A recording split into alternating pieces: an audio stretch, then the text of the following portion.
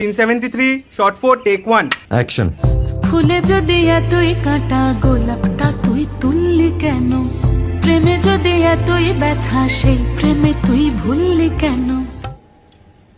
কি গো ডাইরেক্টর সাহেব, আমি তো 60 বলে দিয়েছি, কাট তো আর বলতে পারি না, এবার তুমি কাটটা বলো। Got it. Excellent shot, excellent. অদ্ভুত। ম্যাডাম আপনার সাথে একজন দেখা করতে এসেছে। নমস্কার। নমস্কার। বসুন।